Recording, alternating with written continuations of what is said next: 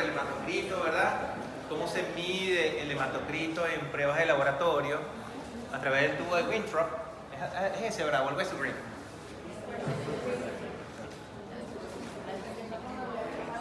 Los dos empiezan por W.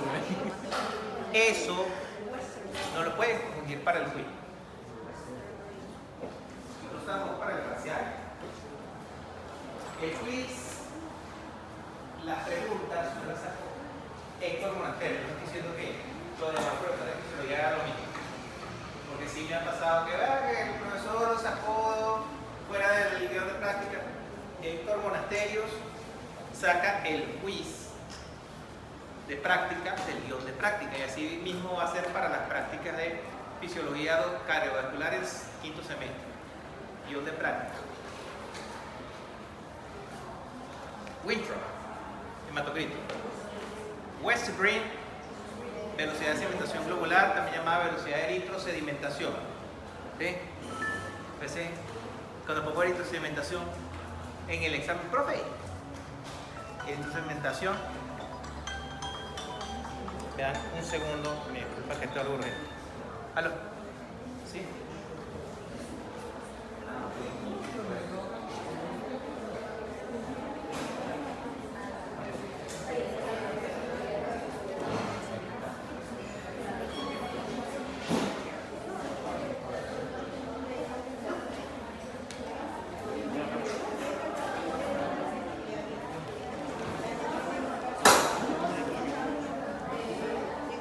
Están también las pruebas de coagulación. Bueno, Una cosa, correcto. ¿cómo se llama la diapositiva? Porque yo me recuerdo que pasé todas para acá y las pasé todas, pero no encuentro tejidos en niños segundo grado.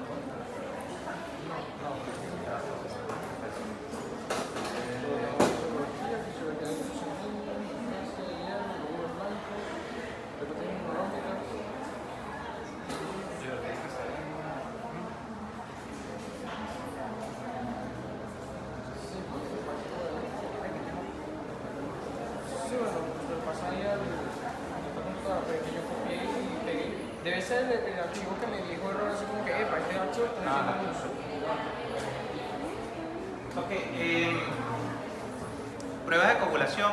Aquí es importante, y se lo hice saber al preparador de fisiología 1, Andrés menos, que me interesa mucho que no confundan los tubos y sobre todo las técnicas, porque así como se usa el tubo de West Green para velocidad de sedimentación globular, es ese método, el de West Green, ¿sí? Igual método de Winthrop para el hematocrito. Me interesa mucho que se sepan los valores normales, el tiempo de coagulación, que ahí aparece. ¿Qué más? La prueba de retracción del coágulo, que también aquí aparece. El mecanismo fisiológico de esa retracción del coágulo, que implica la retracción del coágulo. Por favor, no me digan como me dijeron recientemente, no me ha pasado con medicina, pero el objetivo de la práctica, profe, pero es que la palabra tal no aparece en el guión. Ustedes a este nivel tienen que leer y comprender, interpretar. Ajá, que tenemos tantas materias y tenemos que interpretar cada una. Sí. Sí. Y además que están, todavía se le llama cuarto Landia. No, yo no veo. Porque es por culpa de fisiología, de bioquímica, bioquímica 2, neurotransmisores, el GABA, ¿verdad? La acetilcolina, glicina, ¿sí? Hay uno, ya, nosotros seguimos hablando de bioquímica, está por ahí. Pero es que es tan importante la bioquímica. Yo a ustedes les conté lo de cuando ya están haciendo posgrado de cardiología y no se acuerdan del cano, del quino y del quino. Eso es química orgánica, yo sé. A mí me dio clase el profesor José Adolfo. Sí. Sí, también. Estoy hablando del año 2001. 2000, 2001. Hace 26 años. Bueno, sí, no habíamos nacido nosotros. Creo que no. Cara vemos, edades no sabemos. Ok, importantísimo. Yo a veces hago algo así, claro, guardando la distancia como George Harris, que se diluye un poco y vuelve al tema. También allá me diluye un poco porque vi que estaba un ser en una de las escaleras, entonces primero me acerqué para ver si realmente era un perro o era un niño. Gracias a Dios era un perro. Bueno, ustedes que leyeron la práctica, cuéntenme, ¿dudas hasta ahora sobre la práctica? Igual pueden seguir planteando las dudas, tienen mañana también para volver a leer ese guión de práctica, antes de comenzar propiamente con las clases teóricas, me plantean las dudas. La práctica, los números, tiempo de población, tiempo de sangría. Y repito, refracción del cuadro, mecanismo fisiológico.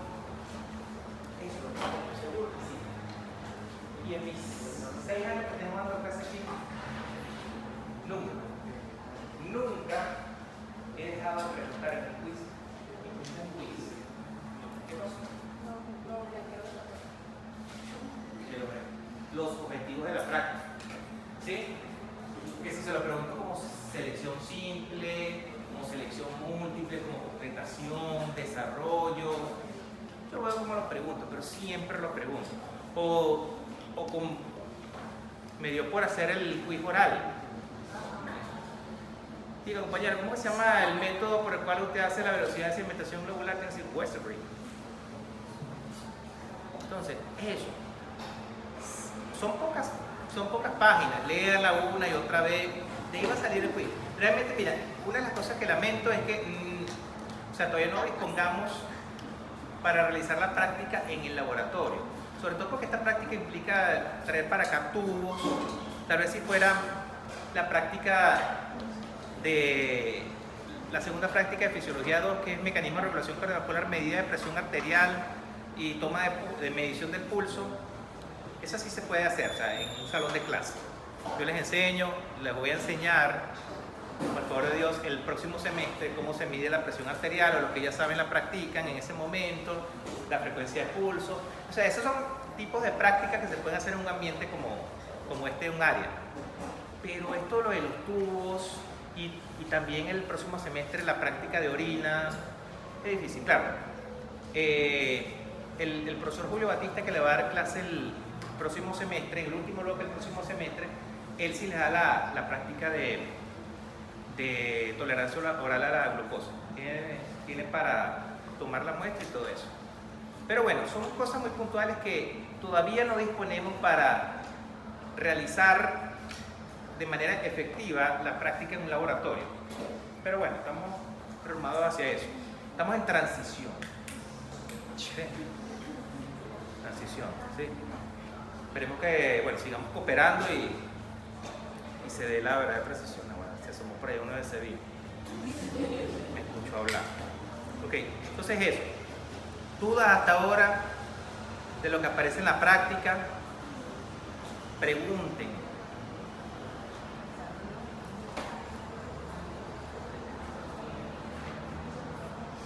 ¿Dónde podemos buscar más información de la práctica?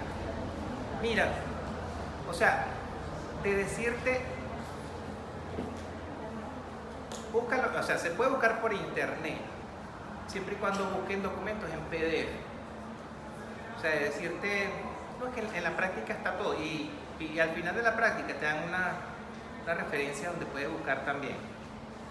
Pero busquen en el internet, sobre todo con la coletilla PDF, y me preguntan, profesor, esta página es buena para yo documentarme para la práctica de hematocrito y BCG. Yo le digo si sí o si no. ¿Sí? Pero de decirle, no váyanse como al Gator o 3R, no. Ahí en los libros de texto generalmente no aparece así información como nosotros la queremos. ¿Dudas hasta ahora? No, tenemos que leerla primero, el guión. Ahora leer. Ya apenas hablado. Diga.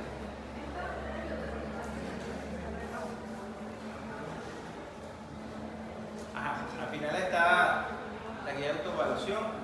3 maniobras básicas para efectuar una adecuada determinación de la. ¿Cuál es el método para determinar la velocidad? Sí. Ya le hablé de Western Ring y Winthrop y lo voy a preguntar.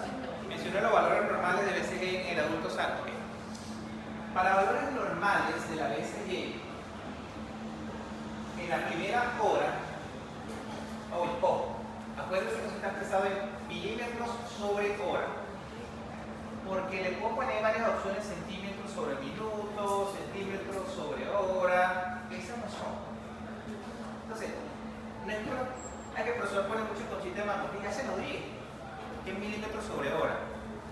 Entonces, los valores normales en el hombre es edad entre 2 más 10 y en las mujeres edad entre 2. El valor normal, hasta ese valor, es la velocidad de sedimentación globular. Hasta ese valor, ¿sí? Por lo menos yo que tengo 30 años, sería 30 entre 2, 15, más 10, 25. No tengo 30, pero bueno. Es un ejemplo. No se tomen todo tan literal. Sí, valor normal de la BSG. BSG, ojo, es BSG, velocidad de sedimentación globular, porque está la BCG, que es el bacilo de Calmette-Guerin, o Guerin, porque es francés. Ustedes todavía no han visto microbiología, ¿verdad? O sea, esa es la vacuna, ya, la BCG. No te escucho. O sea, edad entre 2 más 10 hombres, edad entre 2 mujeres. Ok. No confundir con BCG, que con B de Barquisimeto, esa es la vacuna contra la tuberculosis. Estoy desarmando la. Mencione 2 o 3 condiciones fisiológicas en las que puede disminuir la BCG. Sí. Condiciones fisiológicas que pueden alterar la velocidad de sedimentación globular. Eso también lo vimos en unas láminas, ¿no? Sí. Fisiológica, deshidratación es patológica. Acuérdate la edad, ya le acabo de hablar del género, el ejercicio no. ¿Sí?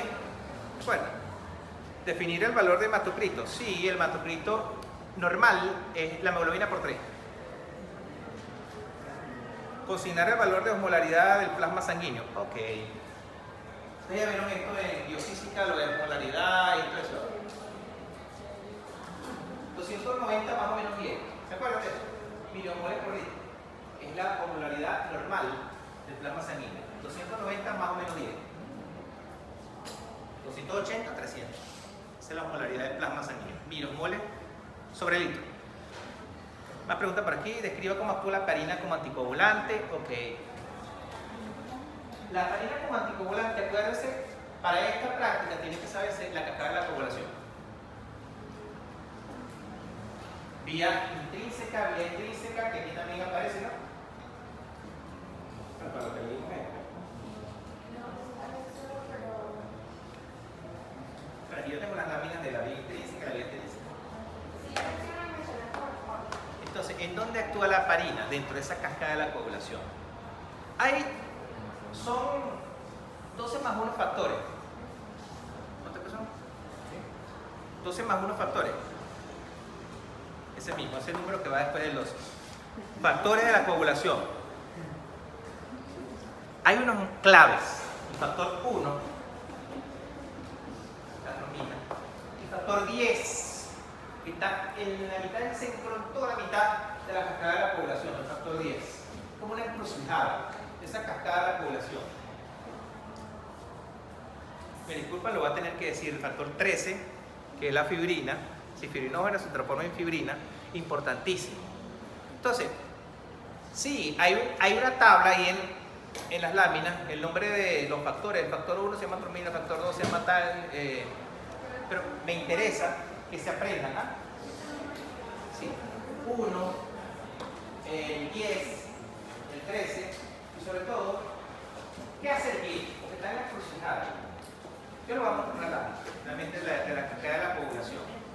Por eso es que los nuevos fármacos, te van a ver farmacología más adelante, creo que en el sexto semestre que comienza, sexto y séptimo. Los nuevos fármacos anticoagulantes actúan sobre el factor 10 de la coagulación. Están otros como la farina, la warfarina, que actúa sobre, la warfarina sobre todo, sobre los factores de la coagulación dependientes de vitamina K.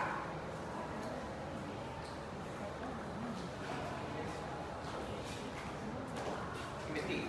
¿Cuáles son los factores de la coagulación dependientes de la vitamina K? Entonces se idearon fármacos como la warfarina que actúan inhibiendo esos factores de la coagulación, y si los inhiben tienen efectos anticoagulantes porque van en contra de la coagulación. Entonces estoy hablando en específico de un punto o de una fase específica de la hemostasia, que es la coagulación. La coagulación forma parte de la hemostasia, pero la hemostasia empieza por supuesto, la lesión del vaso. Con esa lesión del vaso, por una vasoconstricción en condiciones fisiológicas, primero en la fase vascular, la vasoconstricción. Después viene la fase plaquetaria, que es donde actúan las plaquetas, ¿verdad? Activación, adhesión, agregación, plaquetaria. Y una tercera fase, que es la fase plasmática o de los factores de coagulación, que es la que te estaba hablando ahorita. ¿Sí? Esa es la hemostasia. ¿Sí? A grandes rasgos. Aquí hay una clase de hemostasia, de coagulación sanguínea, que en la medida del tiempo que dispongamos, se la voy a dar. ¿Ok? Ya tenemos para... Sí, ¿verdad?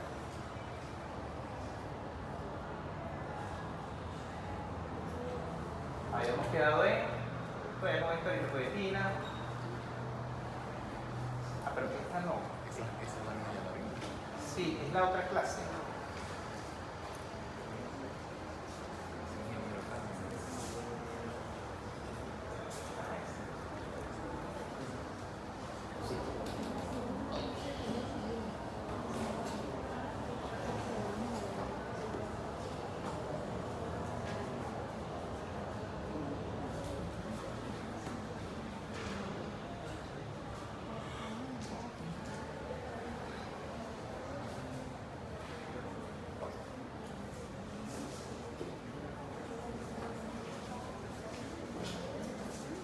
Habíamos quedado ahí sobre la ventilación pulmonar, los quimioreceptores, habíamos hablado, y habíamos quedado que íbamos a revisar sobre la disociación de disociación de la hemoglobina, ¿no?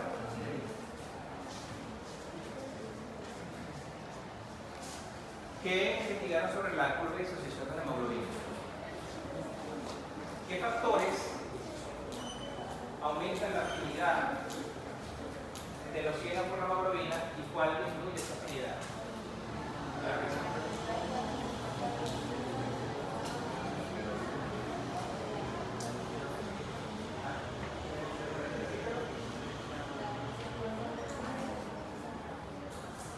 Okay. Cuando aumenta, cuando disminuye, por ejemplo, la temperatura. El aumento de la temperatura aumenta la afinidad del oxígeno por la hemoglobina o la disminuye.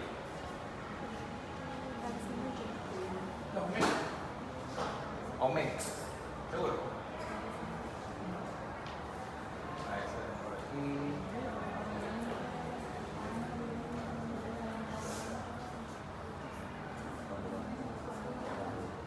Fíjense, curva de disociación de la hemoglobina se desplaza hacia la izquierda. ¿Hacia la izquierda para dónde? Para allá. ¿Bajo qué condiciones? Lo normal, véanlo como la curva de color rojo. Rojo, ¿sí? ¿La ven? Primero, en el eje de las abscisas está representada la presión parcial de oxígeno expresada en milímetros de mercurio. Y en el eje de las ordenadas está el porcentaje de saturación de oxígeno en la hemoglobina. expresado en porcentaje. Porcentaje de saturación, ¿verdad? Porcentaje. Está de más que lo diga. Entonces, ¿qué ven ustedes ahí en la curva roja? Aumenta la presión parcial de oxígeno.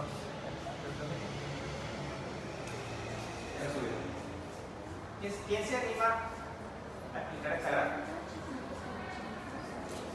Ninguno. Profesor, explíquelo usted, ustedes que le están pagando.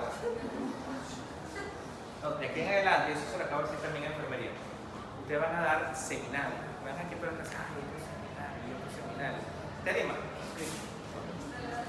Yendo de derecha a izquierda, a medida que la presión parcial de oxígeno disminuye, el porcentaje de saturación también baja. Y en la clase decía que eso se da también por altitud. A mayor altura, la presión de oxígeno disminuye. Por lo tanto, la saturación baja. La saturación de oxígeno por parte de la hemoglobina. ¿Qué significa que la curva se desplace hacia la izquierda? ¿Que aumenta la afinidad o que disminuye la afinidad del oxígeno por la hemoglobina? Que aumenta, porque fíjense esto. A menor presión parcial de oxígeno, mayor es la saturación, ¿vio? Aquí está roja. ¿La ven? Por ejemplo, a 20 milímetros de mercurio de presión parcial de oxígeno, aquí tiene 30% de saturación. ¿La ven la roja? Los mismos 20, Casi 40, ¿verdad? Saturación de oxígeno. Entonces, conforme se desplaza hacia la izquierda, aumenta la afinidad del oxígeno por la hemoglobina. ¿Lo ven? Sí. Ahora, si la curva de disociación de la hemoglobina se desplaza hacia la derecha, disminuye la afinidad. Eso es pregunta parcial. ¿Qué otra pregunta parcial en relación a esto? ¿Cuáles son los factores que aumentan la afinidad del oxígeno por la hemoglobina y cuáles disminuyen la afinidad del oxígeno por hemoglobina? Otra forma de hacer la pregunta. ¿Qué factores desplazan la curva de disociación de la hemoglobina hacia la izquierda o qué factores la desplazan hacia la derecha? Hay que pensar más, ¿verdad? Porque para ver. Dijimos que si la desplaza hacia la izquierda aumenta la afinidad. ¿Cuáles son los que le aumentan la afinidad? La altitud aumenta la afinidad, ¿sí? Porque a menor presión parcial de oxígeno necesito que se sature más. Es un mecanismo fisiológico, o sea, el organismo siempre, la fisiología del organismo va así, o sea, tratar de llevar a lo normal. Si tengo, o sea, ante un ambiente hostil, tal vez la palabra hostil es muy hostil. O sea, sí, pero esa es la palabra hostil. El organismo busca mantener las condiciones normales o lo más normalmente posible, ¿sí? Entonces, si hay menos oxígeno, yo aumento la afinidad para que se siga saturando normalmente esa hemoglobina de oxígeno, ¿verdad? Entonces, sí, la altitud, a mayor altitud, aumenta más la afinidad, ¿sí? Y aumenta más la eritropoyesis, ¿sí? Para producir más glóbulos rojos, que son los que transportan la hemoglobina, que el oxígeno se une a la hemoglobina. ¿Tienen clase a las 10? ¿Qué? 10:30. Podemos estar entonces aquí hasta las 10:29. No aguanto más de una hora. Vengo a dar clase de enfermería. Ok. Entonces, es eso, compañeros, no camaradas, compañeros. Ya se fue. Uno por ahí que se pusieron bravos, ya lo estoy ubicando ya. Así como si a mí me ubica el SEBIN, todos nos vamos, yo no voy a ir solo. Ok, volviendo ya. Entonces, me interesa eso. Ustedes desde ya entiendan que si la curva de disociación de la hemoglobina se desplaza hacia la izquierda, estamos diciendo que aumenta la afinidad del oxígeno por la hemoglobina. Si la curva de disociación de la hemoglobina se desplaza a la derecha, estamos diciendo que disminuye la afinidad del oxígeno por la hemoglobina. Entiendan eso primero. Y después busquemos cuáles son los factores que aumentan y cuáles disminuyen la afinidad del oxígeno por la hemoglobina, que eso es lo que prediqué para hoy. ¿Cómo que qué examen tienen cercano? Fisiología. Nada más fisiología. Siempre dicen que no es cuarto año. Oh. ¿Cuándo tienen examen de bioquímica? ¿Ah? ¿Ya terminaron? Lo que pasa es que el miércoles se presentamos bioquímica. Estamos todavía como que secuela. Quedaron hechos ceniza. Yo también.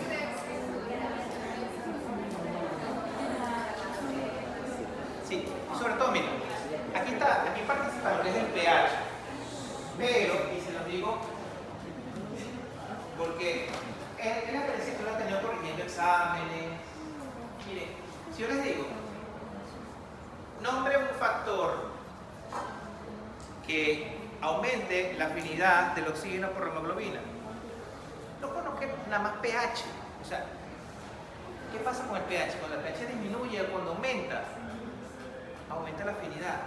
O sea, dígame. PCO2, ok, pero cuando la PCO2 aumenta o disminuye, yo estoy preguntando por lo que aumenta la afinidad. Sí. O sea, no me digan nada más PCO2, que es presión parcial de dióxido de carbono. Dígame, ¿qué pasa con esa presión parcial de oxígeno para que aumente la... ¿Me entiendes? Porque se la voy a poner mal. Le puedo poner sin interrelación. Ajá, ¿qué pasa con la presión? Yo le puedo... Dime. La acidez aumenta, no, viene la afinidad. Aumenta la temperatura, disminuye la afinidad, ¿sí? Sí, correcto. ¿Vieron? Exacto, está saliendo información. Eso es lo que quiero. Porque ustedes, estudiantes universitarios, estudiantes de medicina, tienen que entender, interpretar, porque no todos se lo van a memorizar, porque se les va a olvidar muchas cosas si empiezan a memorizar todo. El profesor nos dijo que el aumento de la temperatura disocia más el oxígeno de la hemoglobina. No se lo aprendan así, o sea, ¿por qué la disocia? ¿Qué pasa cuando aumenta el calor? ¿Qué pasa con esa cinética molecular? Cinética molecular. Eso lo escuchamos en algún momento, ¿no? Desde biología, ¿verdad? Desde biología de primer semestre, biología de octavo grado de bachillerato. Entonces eso, las moléculas con el calor se mueven más rápido. Sí.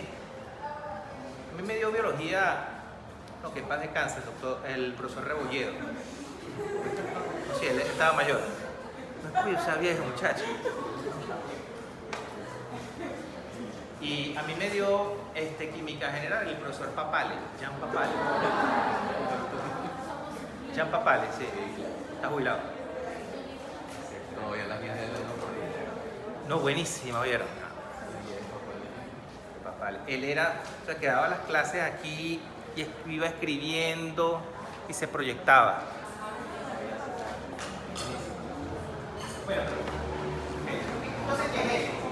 Yo quiero que estudien de esa manera la curva de disociación de la hemoglobina, porque esto les va a servir para el semestre que viene y para el resto de su ejercicio profesional. El semestre que viene, cuando vean fisiología del sistema respiratorio, eso nos lo dijeron el semestre pasado. No importa que no se acuerden quién se las dijo. Les recomiendo que sí se acuerden, pero bueno. Pero recuérdenlo. O sea, entiendan la curva de disociación de la hemoglobina, o sea, desplazamiento a la izquierda y a la derecha. ¿Qué implica? ¿Y qué factores la desplazan a la izquierda y qué factores la desplazan a la derecha? Eso.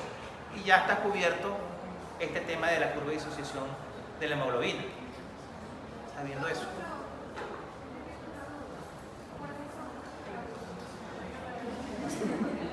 Eso lo van a investigar, pues. Ya hemos dicho varios, el aumento de la temperatura la desplaza a la derecha. La disminución de la temperatura la desplaza a la izquierda. Entonces, ¿cómo sabemos eso? Mira, la disminución de la temperatura, habíamos dicho que con la altitud, el aumento en altitud, aumenta la afinidad. ¿Y qué pasa en las alturas? Hay frío, disminución de la temperatura, la desplaza para la izquierda. Aumenta la temperatura, la desplaza para la derecha. ¿Qué cuestión así bien? no es necesario memorizar, sino de entender. La acidez. Oye, ¿qué es acidez? Disminución del pH. La disminución del pH, ¿qué pasa? La desplaza a la derecha. Disminuye la afinidad del oxígeno por la hemoglobina. El incremento del pH la desplaza para la izquierda, aumenta la afinidad. Efecto Bohr. ¿Se acuerdan del efecto Bohr?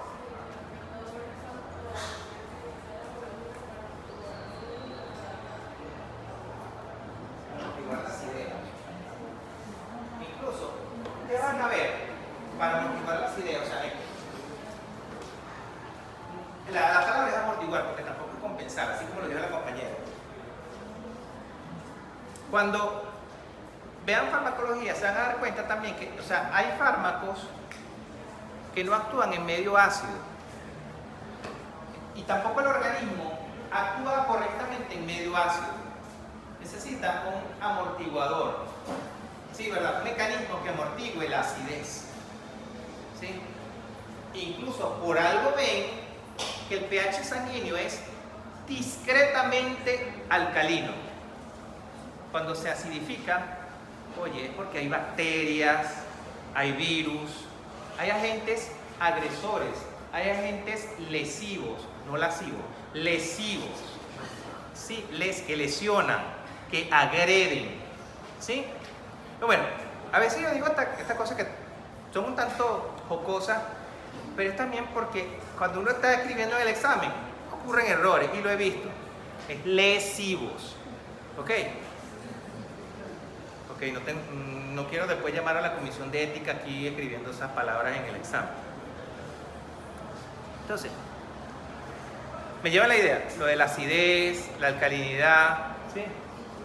Y es importante la aclaratoria que hizo la compañera con lo de amortiguar condición ácida, disminución del pH. Perfecto. PCO2.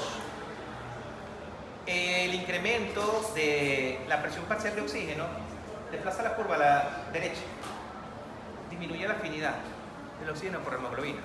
En consecuencia, la disminución de la PCO2 la desplaza hacia la izquierda. ¿Sí? ¿Me lleva la idea? Yo también. ¿Por qué? Disminuye la afinidad de CO2. CO2, dióxido de carbono. ¿Por qué estoy hablando de dióxido de carbono? Porque el principal estímulo respiratorio es la disminución de la PCO2.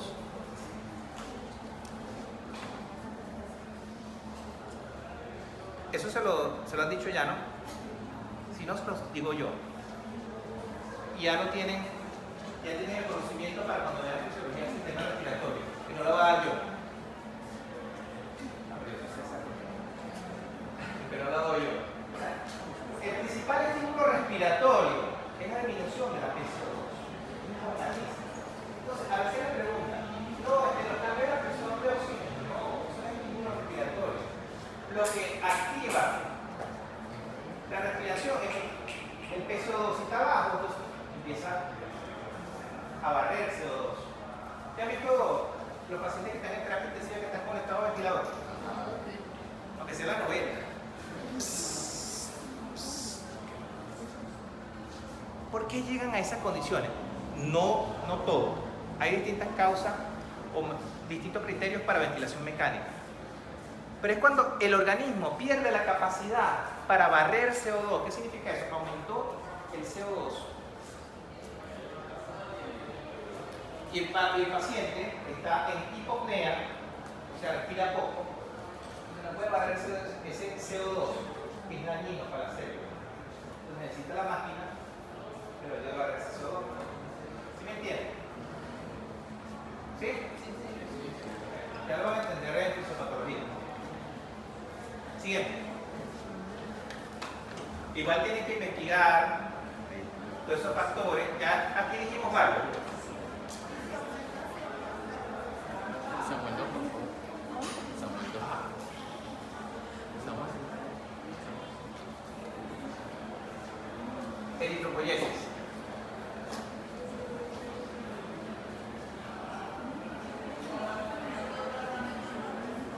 deshidratación inicial, uno de los signos de deshidratación es que el paciente siente sed. Disminuye el volumen plasmático y aumenta la concentración relativa de hemoglobina. Eso se llama, ¿cómo se llama eso? Hemoconcentración. ¿Sí? Lo hablamos. Hemoconcentración, hemodilución, no. O sea, está deshidratado, se incrementa la concentración relativa de hemoglobina. Porque como hay poco líquido, está más concentrada la hemoglobina. ¿Sí? Es deshidratación.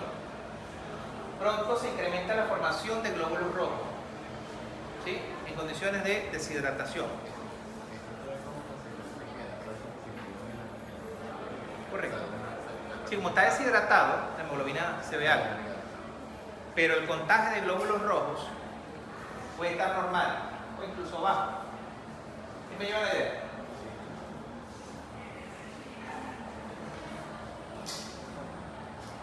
Veo muchas caras de WTF. WTF. ¿Se perdieron? ¿En algún punto? ¿Sí? ¿No? La siguiente. Esto es muy lejos, profesor. Eso ya lo hablamos en la clase pasada. La hipoxia estimula la eritropoiesis 6. Y con la altura, ¿sí? Cuando la aclimatación falla, estos ya son procesos no fisiológicos. Viene la enfermedad aguda de las montañas, de la forma menos severa, edema pulmonar de las alturas, edema cerebral de las alturas, potencialmente mortal, que es común que mejoran con el descenso y con el oxígeno suplementario. Hay un capítulo para los que vieron Dr. House. ¿Conocen esta serie? Ay, no es de mi tiempo, dice Dr. House. Sí, Gregory House. Que iban en un avión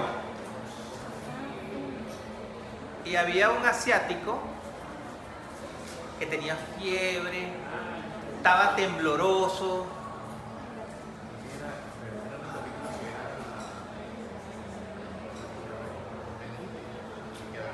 Ajá, entonces muchos pensaban que tenía meningitis, que es muy contagioso y estaba en un lugar cerrado, presurizado, en avión, pues. Entonces, él les hizo creer que el paciente tenía meningitis, ya le había hecho la punción lumbar y todo, pero allá salió clarito el líquido cefalorraquídeo. O sea, así no sale en una meningitis. El líquido claro está normal, no hay infección. No hay infección raquídea ni meningia, ¿sí? Salió clarito, ahí se ve. Cuando él ve, pero les hace creer a los pasajeros, el paciente tiene meningitis, una enfermedad altamente contagiosa y en su etapa final el temblor en la mano izquierda. Le dijo, miren cómo está temblando la... Okay. Finalmente, la explicación que le dieron era que el tipo, siempre, pues, me dice, no, vamos a matar a ese mismo que está con racimo porque era asiático. Volviendo al tema. Que él, antes de subirse al avión, horas antes o algo así, había practicado buceo. ¿Se acuerdan de ese capítulo? Entonces, en la explicación que cuando vieron ver qué tipo es buzo. No buzo de lo se la pasan viendo, o sea, que practica buceo, no voyeurismo, que dicen. Practicaba buceo y horas antes se había sumergido en las profundidades del mar y después se montó un avión a no sé cuántos 1000 pies de altura.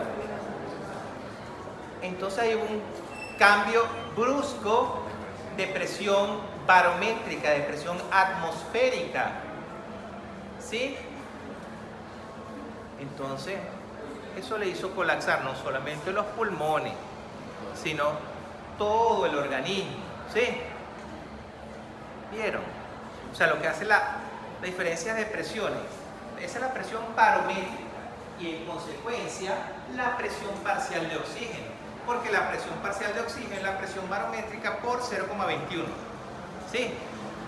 Bajo el mar, la presión barométrica es mucho más alta, mucho mayor que arriba.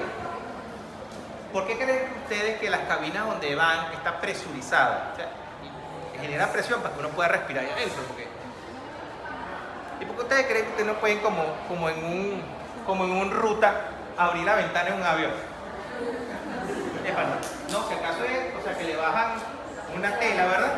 Y la suben para poder ver hacia afuera. No es como en el ruta, si ustedes abren la ventana, ¡rah! Ahí queda, ¿no? Ahí queda. Esa cabina tiene que estar presurizada, para que no pueda respirar normalmente ahí, porque allá en esa altura es lo que habíamos hablado aquí. O sea, a las grandes alturas es imposible habitar. Esa presión barométrica es tan baja que no podemos respirar ahí. Entonces eso le pasó al asiático. ¿Vieron cómo ahora entienden de otra manera la serie? Les invito, bueno, a que vean todo el capítulo de esa serie, que son 8 temporadas, que terminó en el 2012, creo que fue, ¿no?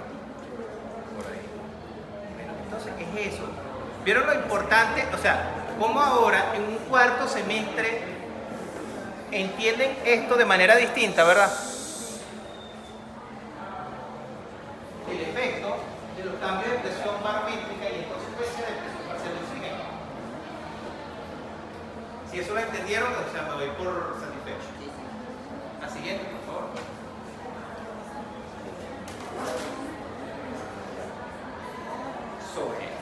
Acerca porque va así. Yo les había hablado del RDW o del ADE. ADE, amplitud de distribución eritrocitaria. Aquí está en inglés. Y la mayoría de los centros públicos, llámese hospitales, entregan hematología con las siglas en inglés. RDW es lo mismo que ADE, amplitud de distribución eritrocitaria. No lo voy a pronunciar porque después decía el profesor que Carato se enchuneaba que sabía hablar inglés. Okay. Ahí está escrito. Evalúa la variación de tamaño entre los glóbulos rojos. Es decir, la anisocitosis. ¿Han escuchado ese término? Bueno, anisocitosis. RDW alto nos habla de una alta anisocitosis, es decir, amplia variabilidad de la morfología del glóbulo rojo. Característico de anemia ferropénica, es decir, carencia de hierro, anemia megaloblástica, es decir, carencia de vitamina B12, talasemia, que es una enfermedad genética, hepatopatía, enfermedad del hígado, quimioterapia, fármacos que se le dan a los pacientes oncológicos con cáncer, uso de algunos antivirales. ¿Ok? Dígame. No, el HCM, color. HCM y CHCM, color. El tamaño es BCM, volumen particular medio. ¿Sí? ¿Es sinónimo del BCM? No es sinónimo. Porque, o sea, lo que te dice el PCM es realmente el tamaño, de 80 a 100 centilitros. Y esto te habla de la variedad de forma, lo que llamamos poiquilocitosis. ¿Sí han escuchado eso? Poiquilocitos, los O sea, cuando anisocitosis, los dactilocitos, que son glóbulos rojos en forma de lágrima. cuando el eritrocito cambia su conformación de Sí, correcto. Cambia su morfología normal, disco bicóncavo. Entonces, a veces vemos eritrocitos con forma de lágrima, que son los dactilocitos. Vemos las llamadas células falciformes, de la anemia falciforme. ¿Sí? Son discos, son eritrocitos con forma deformada, ¿vale? La redundancia, alterada. ¿Sí? Eso es la anisocitosis. Eso es la poiquilocitosis. Anisocitosis puede ser, en este caso, no sinónimo. RDW bajo, su interpretación aislada no tiene significado. significado clínico. En conjunto con otras alteraciones, anemia asociada a enfermedades crónicas, también como hepatopatías, nefropatía, que es enfermedad del riñón, VIH, que es el virus de inmunodeficiencia humana, cáncer o diabetes. Pueden dar estas alteraciones en la morfología del eritrocito. Ah, por cierto, digan diabetes, no diabetes. Yo tenía un profesor que me decía, en Venezuela es el único país donde las personas se enferman de diabetes, porque en el resto de los países se enferman de diabetes. Ustedes tienen cable. Vean, como en otros países dicen diabetes. Aquí es que todo el mundo, incluso el PhD en diabetología, dice diabetes. Diabetes. Bueno, un paréntesis que dice, no va para el examen esto, pero bueno. MPB, valor plaquetario medio. Así como existe un volumen corpuscular medio que nos habla del tamaño del glóbulo rojo, existe un valor plaquetario, un volumen plaquetario medio que nos habla del tamaño de la plaqueta. Por supuesto, la plaqueta es mucho más pequeña que el eritrocito, ¿verdad que sí? Habíamos hablado del eritrocito de 80 a 100 femtolitros. Esta va de 7.5 a 10 femtolitros. ¿Sí? Relación inversa. Generalmente en trombocitopenia, ¿qué significa trombocitopenia? Niveles de plaqueta Bajo, por debajo de 150.000 por milímetro cúbico. Generalmente en trombocitopenia el volumen plaquetario medio está aumentado, son plaquetas grandes, pero poquitas. Y en trombocitosis, es decir, concentración de plaquetas aumentadas, las plaquetas son pequeñas. Por eso es que muchas veces cuando las plaquetas le están dando baja, uno pide conteo manual de plaquetas para ver el tamaño de esas plaquetas, porque a veces en la trombopoiesis hay unas plaquetas que no se han escindido completamente y están pegadas una con otra. Entonces son macro plaquetas que se cuentan como una sola. Pero si usted la cuenta manualmente, no. Aquí hay, en este acúmulo plaquetario hay 10 plaquetas. Entonces ese se llama conteo manual. Entonces existe una relación inversa entre el tamaño de la plaqueta y la cantidad de plaquetas. Sí.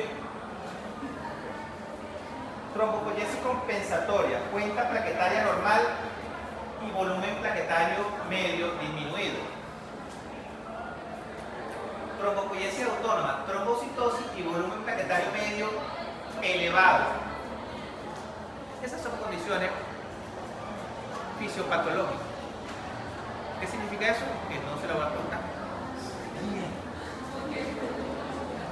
Ahora sí. Plaquetocrito. Así como existe un hematocrito, existe el plaquetocrito.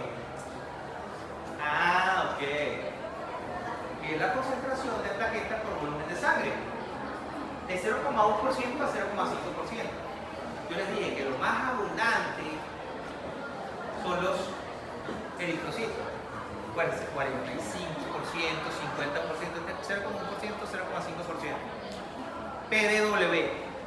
Así como hay una amplitud de distribución eritrocitaria, hay una amplitud de distribución plaquetaria que nos hace ver la morfología de las plaquetas, así como que ella nos hace ver la morfología del eritrocito.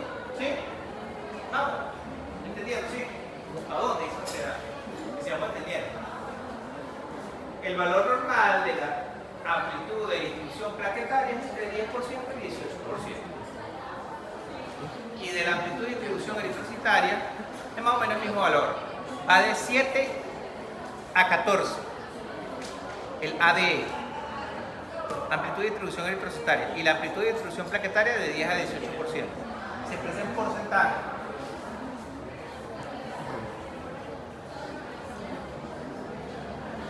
Este es un ejercicio léalo.